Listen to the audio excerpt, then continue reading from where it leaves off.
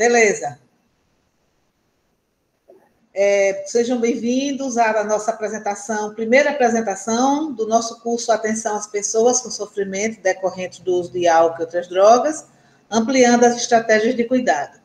Eu sou Rosa Augusta, faço parte da SUAP, da Supervisão de Atenção Psicossocial, da Secretaria de Estado da Saúde, e sou responsável pela área técnica de álcool e outras drogas, e desse curso também tem a responsabilidade da parte pedagógica desse curso, dos aspectos históricos e sociais do curso de álcool e outras drogas, que é exatamente a primeira parte, o primeiro módulo da abertura do nosso curso. Então, nós vamos conversar um pouco a respeito do conceito de drogas. Como é que isso se dá desde que o mundo é mundo, desde que o mundo nós sabemos do uso de algumas substâncias. Então, nós vamos partir da etimologia, que é uma etimologia controversa. Aqui nós trazemos três áreas de conhecimento, que vem do persa droa, do hebraico rabak e do holandês drog. Com persa droa quer dizer odor, droga quer dizer odor aromático. Do hebraico rabak quer dizer perfume. E do holandês drog quer dizer substância ou folha seca. Então, nós vemos que, a partir desde a antiguidade, que droga, ela tem vários e vários fatores que nós possamos analisar. Desde a parte prazerosa de sentir odor, até as substâncias que servem como medicação. Então, nós trazemos aqui um conceito que droga seria qualquer substância capaz de modificar a função dos organismos vivos, resultando em mudanças fisiológicas ou de comportamento. Prosseguindo, nós trazemos agora conceito de droga psicotrópica ou psicoativa, que são substâncias que atuam sobre o mecanismo do cérebro, alteram o estado emocional, as sensações e a consciência, podendo ou não causar dependência. Isso são drogas psicotrópicas que atuam em determinado sistema nervoso central. De acordo com a Organização Mundial de Saúde, nós trazemos também uma perspectiva também do que seja droga, do conceito, que é qualquer substância não produzida pelo organismo que tem a propriedade de atuar sobre um ou mais de seus sistemas, produzindo alterações em seu funcionamento.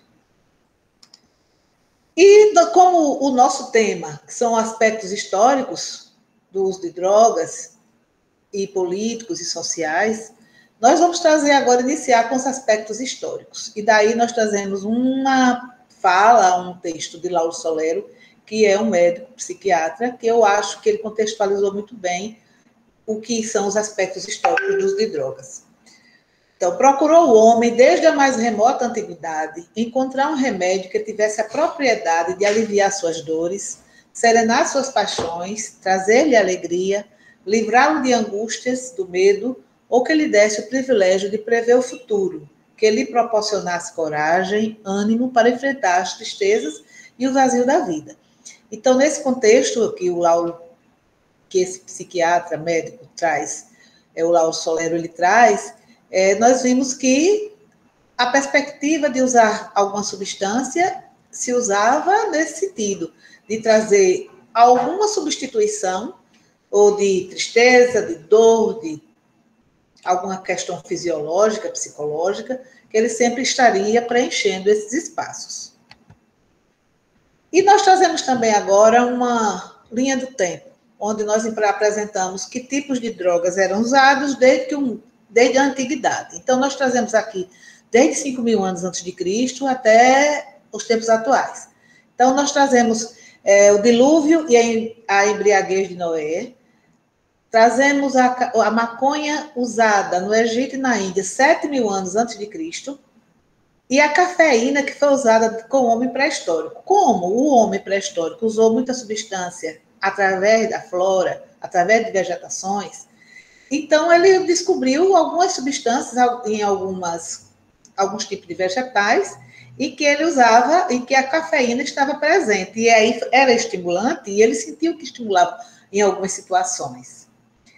E o dilúvio e a embriaguez de Noé foi a questão da uva fermentada, que a uva fermentada, eles foram descobrindo também que ela se transformava um alcaloide que se transformava em álcool. Então, daí foi ocasionado essa embriaguez de Noé. Então, vimos também, 4.000 anos antes de Cristo, vinham no Irã, maconha na cerâmica chinesa, incas mascando cocaína, os incas aqui na América do Sul. 3.500 anos antes de Cristo, foi encontrado um papiro no Egito que falava sobre a produção de cerveja feita de cevada e trigo, sempre fermentação, também fermentação além da uva de cevada e de trigo. Também encontramos 3.000 anos antes de Cristo ópio na Ásia, na Pérsia, na Grécia, encontrada da papoula. Maias na América Central fumavam o tabaco. Com a fermentação do álcool, pulque, pelos astecas, maias e incas também fermentação. 2.737 anos antes de Cristo, primeiro tratado sobre maconha na China, foi descoberto. O LSD usado pelos índios americanos e gregos não era LSD de laboratório, mas era um LSD de algumas substâncias, de algumas plantações, tipo peyote, cacto mexicano, naquela fronteira do México e Estados Unidos. Então, os índios que ficavam naquele local também estavam fazendo uso de alguma substância. 600 anos antes de Cristo, espanhóis e egípcios produzem vinho a partir da uva também eles vão aperfeiçoando. E maconha em tempero em rituais na África e Ásia, e solventes aparecem na Grécia Antiga. Ainda com a linha do tempo, nós vimos que 7.000 anos antes de Cristo, a maconha no Egito e Índia, está repetindo, a primeira referência sobre maconha no Tratado Chinês, e nós vimos que em 1300 a maconha foi proibida por Napoleão. Por quê? Napoleão, historicamente, tem uns episódios de encontro com a Inglaterra por conta de alguns aspectos de território, né, que eles estavam lutando para conseguir, e um dos aspectos era a passagem de Napoleão com as suas tropas pelo Egito. E eles ficavam no Egito, e no Egito tinha o hábito cultural de se usar maconha, então ele achava que os homens ficavam empoderados, e ele proibiu o uso da maconha. Então foi um interdito já por conta de questões políticas. Aí nós vimos na antiguidade, o uso de drogas surgiu a partir de povos pré-históricos, com o uso da flora, como nós já vimos, para o alimento, efeitos no combate à dor, prazer, diversão e experiências místicas. Com os egípcios, nós vimos também o surgimento do vinho e cerveja para o tratamento de doenças, amenizando a dor. Então, ela era tomada também com esse aspecto. Como a medicina, não existiam ainda pessoas que estavam estudando, mas eles entendiam que o álcool favorecia isso, então, de amenizar a dor, essa situação, eles começaram também a fazer uso. Gregos e árabes, eles usavam ópio para fins medicinais. A cultura árabe desenvolveu farmacopeia e inventou o álcool destilado no século XII. Mexicanos usando cogumelo em rituais religiosos, como nós já falamos, que seria aquele fato do LSD. Gregos e romanos usando álcool em festividades sociais e religiosas, porque eles tinham uma cultura muito específica e avançada, e eles usavam bastante o álcool em festividades sociais e religiosas, mas com algumas formas de controle que eles já tinham também. Indígenas, eles bebiam bebidas fermentadas, que eles descobriram também, as bebidas fermentadas, que eram álcool em rituais sagrados. Ainda hoje o vinho é utilizado em cerimônias, em várias religiões e em práticas espirituais. Então, nós vimos aí que a questão da cultura, ela está bastante presente nesse tipo de uso de substância. Na Grécia Antiga, foi descoberto os fármacos, que são remédios ou veneno, porque antes existia o farmacos, que eram as substâncias, elas eram utilizadas muito para sacrifício em rituais.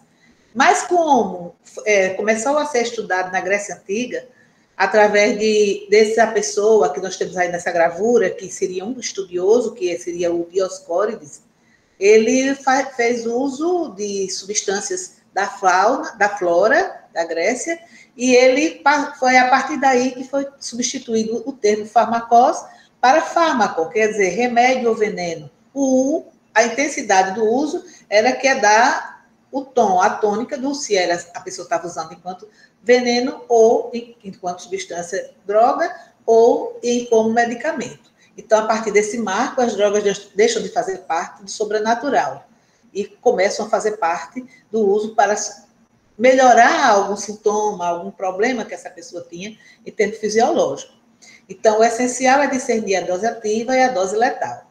Essa imagem é uma imagem de uma versão árabe do século XIII, do livro Matéria Médica, dele, de Dioscórides, em que o médico, ele era médico, ele era farmacêutico e botânico, da Grécia Antiga, e está com um discípulo segurando uma mandrágora, que mandrágora era um tipo de vegetação usada bastante na Grécia e que servia para vários tipos de problemas de saúde.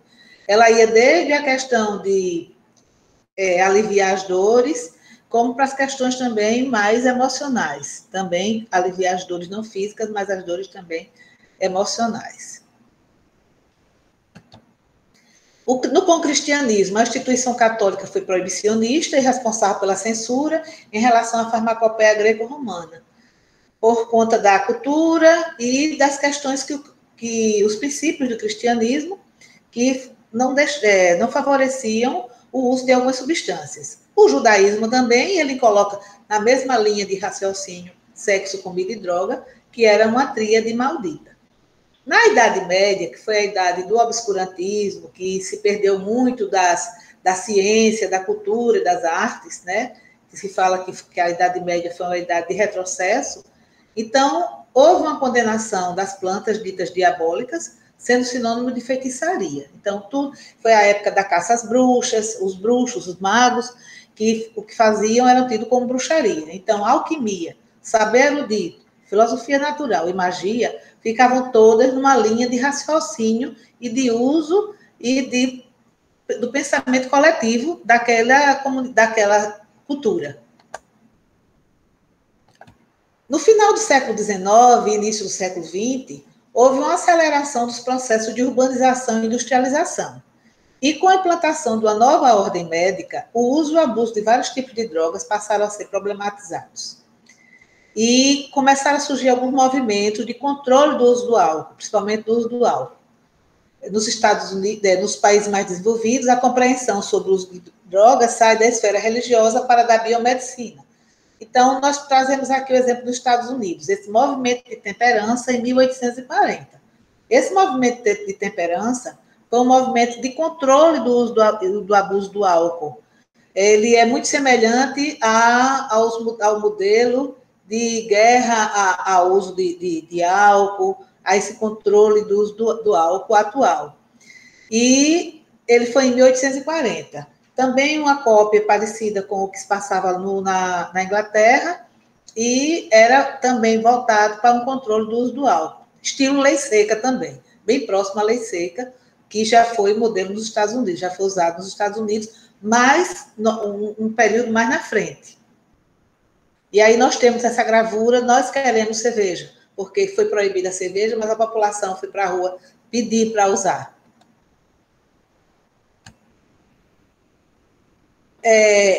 Nós temos também, entre 1856 e faleceu em 1939, a figura do médico Freud, do Sigmund Freud. Ele, em suas experimentações, afirmava que a cocaína era fundamental para curar as doenças da alma.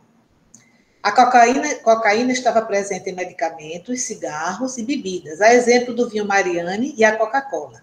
Só que a Coca-Cola ela foi lançada em 1886, sendo retirado o alcaloide da Coca na fórmula em 1903.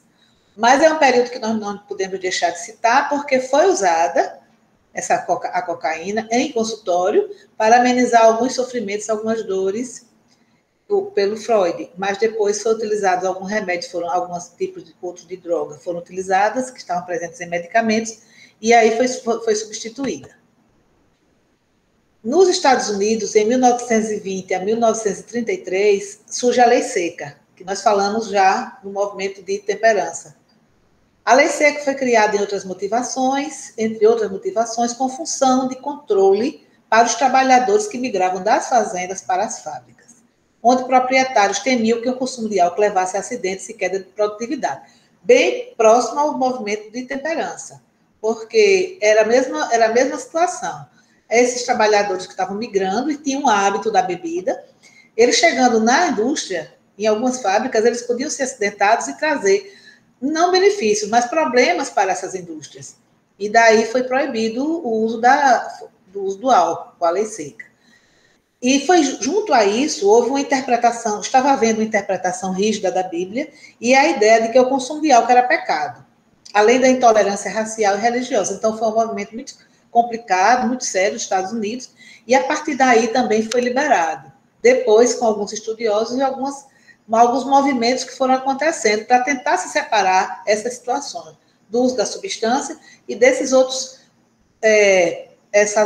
esses outros itens que poderiam ser haver controle e fazer controle do uso.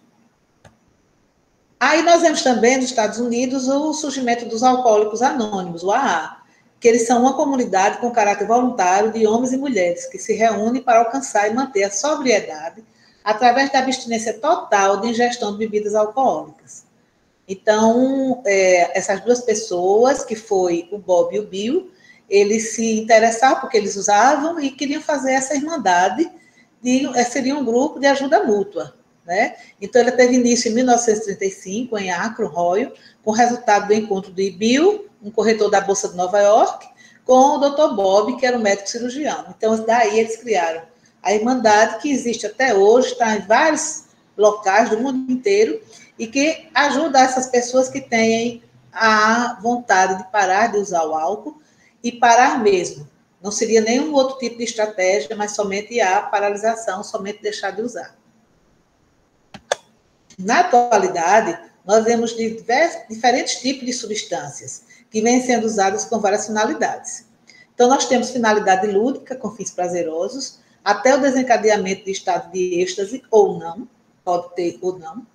Temos também o uso místico, algumas seitas, algumas religiões que fazem uso por conta da questão mística, e vemos também o uso curativo, no contexto científico da atualidade. Então, as medicações que contêm drogas, as substâncias que não são medicações que são usadas, algumas são usadas ou abusadas, e esse uso místico para se elevar a ter um contato com o transcendental.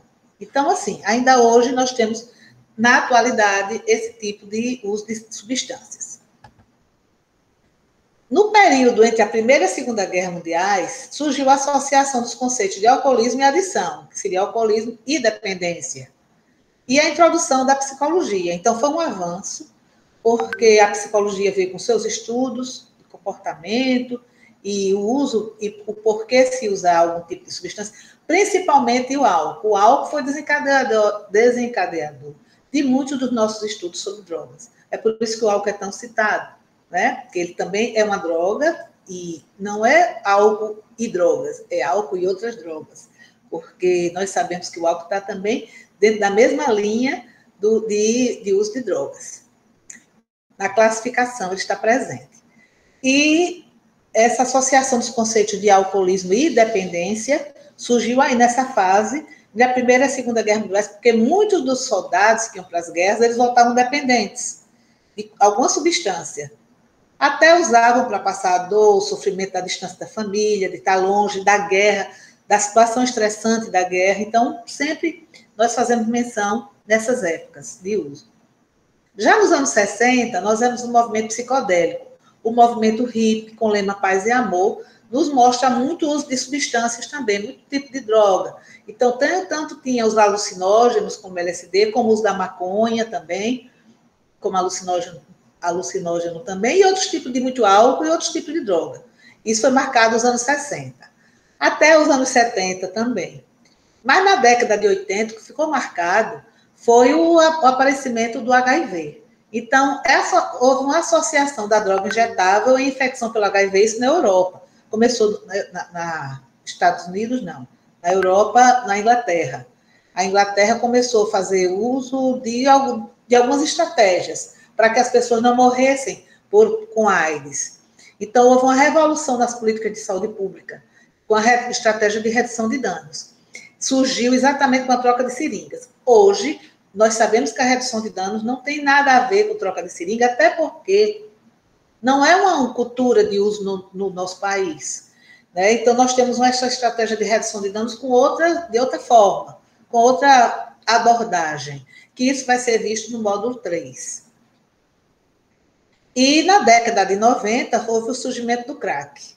Então, com o surgimento do crack, com populações usando na rua, populações de rua e tudo mais, até hoje perdura e que também faz parte de se estudar durante as propostas de como cuidar dessas pessoas que estão na rua e com outras pessoas também que fazem uso dessas substâncias do crack. Aí nós trazemos agora um textozinho pequeno que foi do curso Álcool e Outras Drogas, da Coesão a Coesão, que também é muito interessante para a gente falar nos aspectos sociais.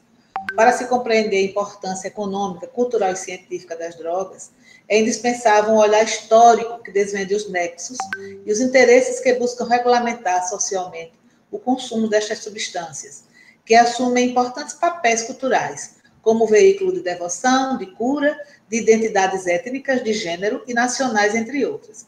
Então, o uso de substâncias em determinados aspectos de uma sociedade, ela tem suas particularidades, suas singularidades. E daí não é para generalizar. Então, Europa e América do Sul, América Central e América do Norte é diferente. Entre as Américas tem diferença.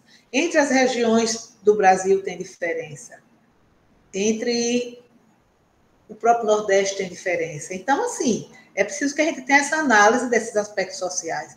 Essas questões das identidades étnicas, ela é muito forte. Do gênero, que tipo de substâncias são usadas com mais entre algumas pessoas do sexo masculino ou feminino, e entre outras identidades de uma cultura. Então, é importante que a gente tenha essa visão muito formada de quando é que nós estamos trabalhando em algum território. Que território é esse que eu estou? O que é que se faz aqui? O que é que se usa aqui? E daí nós trazemos uma provocação. Até que ponto as normas culturais, as pressões sociais, determinam o uso e as consequências, o uso e o abuso de drogas? Isso é importante para a gente pensar um pouco, para a gente analisar com o nosso grupo de trabalho, com as pessoas com quem a gente convive, com quem a gente trabalha. Então, as normas culturais, ou não tem normas culturais, o meu território, onde eu estou. Essa cultura existe ou não existe? Está sendo uma cultura importada? Que pressões sociais são essas? Existem ou não existem? Que determinam esse uso e essas consequências do uso e o abuso de drogas. Nas sociedades onde o uso de drogas se constitui em problemas, além da ausência de normas culturais apropriadas, surgem os fatores de risco, levando à instabilidade social. Então, é importante que nós façamos aí agora uma análise dessa situação. Comunidade ou sociedade que tem uma cultura pré-estabelecida, de quanto tempo, de anos, de milênios, ou não tem uma cultura pré-estabelecida. Existe uma ausência de normas culturais, essa cultura tem normas, tem interditos, tem os bastas, tem não pode, ou ela é frouxa, ou ela é à vontade. Esses fatores de risco que se levam à instabilidade social, eles são analisados? Existe instabilidade social por conta do uso da substância? Então, é importante que, quando nós estamos trabalhando numa determinada cultura, numa comunidade, num território, nós tenhamos essa visão e essa concepção, para que nós não possamos vislumbrar um tipo de cuidado que não é apropriado para aquela situação. E nós trazemos os controles sociais. Os controles sociais, eles foram muito bem tratados, teoricamente, pelo médico psicanalista Norman Zinberg. Ele nasceu em 1922, nos Estados Unidos, e faleceu em 1989. Então, eles têm alguns anos bem próximos da gente, né?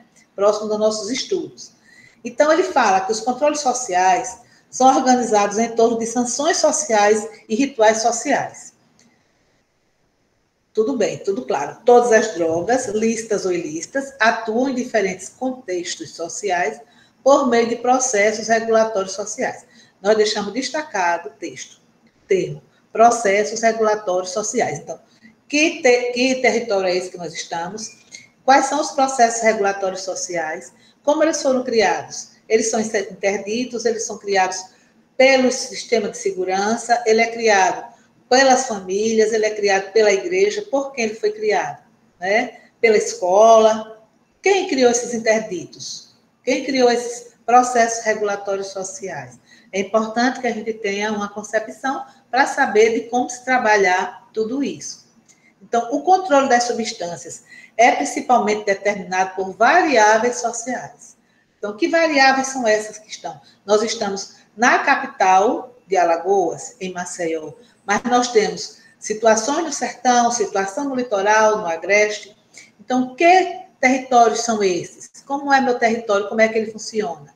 O litoral dá uma possibilidade de se usar ou não. No agreste se usa ou não, no sertão, no Baixo São Francisco. Então, o estado é criado por regiões. Né? Tem as regiões de saúde, que são 10. Então, é importante que nós vejamos por onde é que nós estamos, como nós estamos, o que é que tem nesse território que nós estamos, que sejam variáveis, que possam dar esse tipo de controle. Então, 3 elementos são determinantes aí, nesse caso, dos controles sociais. A disponibilidade da droga, os valores, regras e rituais e a estrutura de vida do usuário, padrões de vida do cotidiano. Isso aí, gente, tem a ver com os 3 elementos daquele triângulo que trabalha, que a epidemiologia trabalha muito bem, que seria o homem, o hospedeiro e o meio ambiente. E que Boucher traz mais para perto, para a gente, enquanto do uso de drogas, que ele coloca. O homem, que seria o hospedeiro, é o homem, que sociedade é essa que nós temos e que tipo de droga nós estamos usando. Então, cada vértice do triângulo estão localizadas essas 3, o homem, a droga e o meio ambiente. O homem é uma pessoa humana, né? E o Jean-Paul Grund, que é um cientista social holandês, ele traz aquele conteúdo de Zimberg, que nós vimos agora no slide passado, e ele coloca esses 3 elementos determinantes. Essa disponibilidade que nós encontramos de drogas, essa droga é fácil de ser encontrada, onde é que nós usamos? Não pensando somente na droga ilícita, mas na droga lícita também, no álcool, no tabaco, nas medicações. É importante que a gente esteja sempre ligado a isso, não somente nas ilícitas. Nos valores, regras e rituais. Que sociedade eu tenho, que valores eu tenho na minha sociedade, na minha cultura, no meu meio ambiente. Que regras eu tenho, que rituais eu tenho, que proporcionam ou não algum tipo de substância. E a estrutura de vida do usuário, que padrões de vida do cotidiano, que estrutura de personalidade das pessoas tem, que também tem a ver com essa questão do uso. E então ele faz essa relação. E é o que tem de mais atual, que é esse estudo desses 3 elementos determinantes. Nós estamos encerrando, eu trago um texto de Charles Baudelaire, que é um filósofo francês, que ele viveu na época de 1800. Então, ele era um usuário de substância, usava álcool, ele usava o haxixe, que é da mesma classificação da maconha, e ele nos traz esse pensamento, essa frase. A embriaguez, em toda a sua duração, será apenas, é verdade, um imenso sonho, graças à intensidade das cores e à rapidez de concepções, mas guardará sempre a tonalidade particular do indivíduo. O homem que sonhar, o sonho governará o homem, mas este sonho será o filho de seu pai. O cérebro e o organismo sobre os quais opera o haxixe oferecerão apenas seus fenômenos comuns, individuais aumentados, é verdade, quanto ao número e à energia, mas sempre fiéis às suas origens. O homem não escapará à fatalidade de seu temperamento físico e moral.